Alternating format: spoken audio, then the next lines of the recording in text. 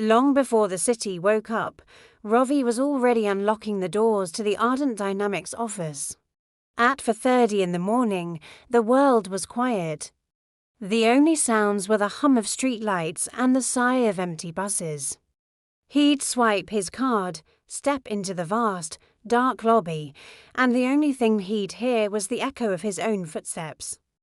The building smelled different then, not of coffee and perfume, but of dust and untapped possibility. His navy blue uniform had his name stitched in white, Ravi. But most people never looked close enough to read it. He was a ghost in the machine, cleaning quietly, emptying trash, and wiping down desks. He was careful not to disturb the personal touches, the family photos taped to cubicle walls, the precise angle of a computer monitor. He vacuumed conference rooms where, just hours later, executives would debate numbers larger than his wildest dreams. But Ravi once had dreams of his own. Back home, he was the first in his family to finish high school. He had a love for mathematics, for the clean, beautiful certainty of it. But life had other plans. When his father fell ill, Ravi left his studies behind and took the first job he could find in the big city. Cleaning was steady. And steady meant medicine. Steady meant survival. For 3 years, Ravi worked in the shadows of dawn, a silent observer in a company that didn't even know his last name.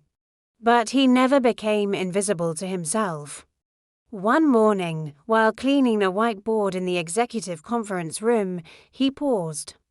It was covered in notes from a late-night meeting, revenue forecasts, product timelines, and phrases like customer retention and market expansion.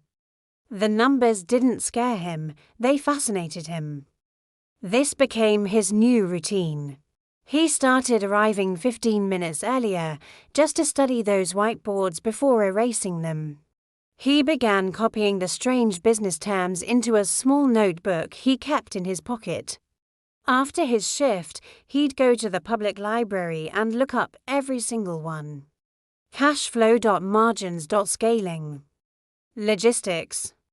He was building a new vocabulary, a new world, in secret. One day, the security guard, Mr.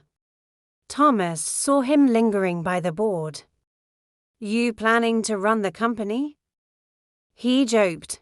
Ravi just smiled and said, just trying to understand it, the exhaustion was immense. After a long shift, all he wanted was sleep, but he forced himself to stay awake. Taking free online courses in accounting, business fundamentals, and data analysis, it was slow. Hard work, but he was persistent. Then, one evening, a pipe burst in the storage room. Water was flooding a section of the building, putting important company archives at risk. The building manager was panicking. The maintenance team was an hour away. But Ravi, who grew up fixing broken irrigation pipes in his village, remained calm.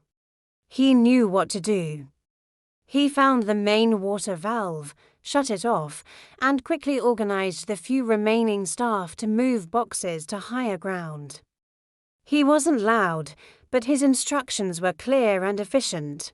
By the time the professionals arrived, the crisis was already over. The next day, the operations director, Ms.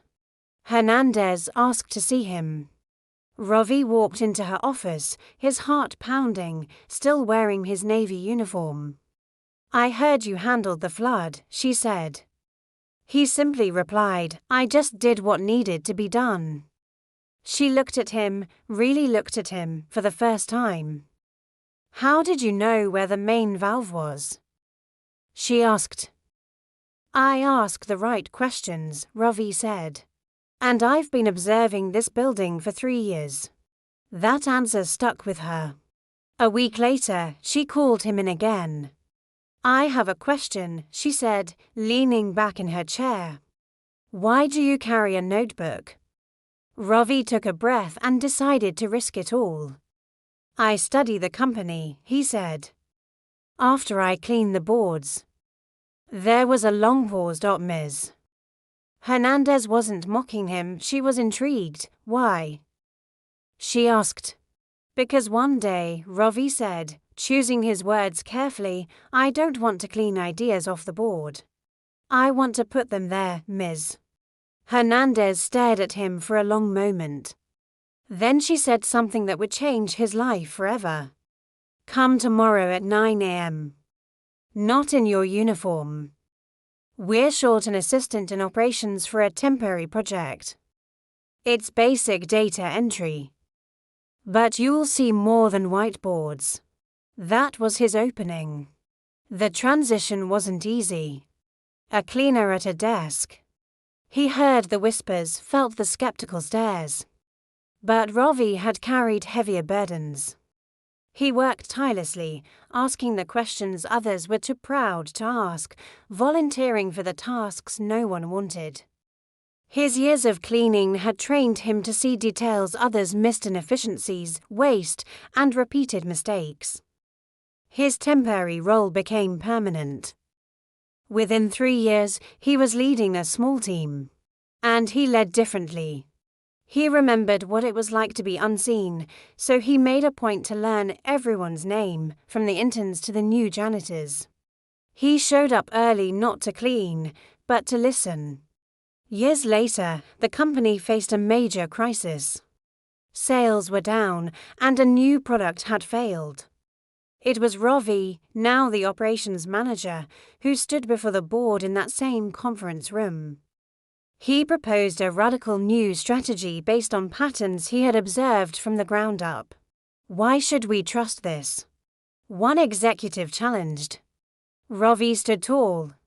Because I've studied this company from every level, he said.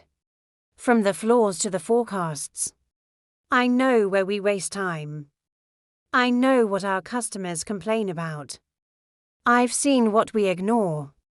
He spoke with a quiet, undeniable certainty. They approved his plan. And it worked. The company didn't just recover, it soared to new heights. When the CEO eventually retired, the board didn't look for an outsider. They looked for someone who understood both the numbers and the people. They chose Ravi. On the morning his promotion was announced, he arrived at 4:30 a.m. just like he used to. He stood in the silent lobby, the air smelling of dust and possibility. He walked over to the cleaning closet and saw a new, young cleaner getting ready for his shift. Good morning, Ravi said. The young man looked startled. Good morning, sir. Ravi smiled. What's your name? Imran, the young man replied. Imran, Ravi repeated, committing it to memory. If you ever want to understand what happens in those conference rooms, don't be afraid to ask. Later that day, standing before the entire company, Ravi shared his story. I started here as a cleaner, he said. A murmur went through the room. I learned that dust settles everywhere, on floors, on desks, and sometimes on our ambition. If you don't wipe it away, you start to believe you belong where you started. He looked out at the faces before him. No role here is small. Leadership isn't about where you begin. It's about how carefully you observe, how deeply you learn, and how bravely you step forward when opportunity opens the door. Every morning, Ravi still arrived early. Not to clean, but to remember.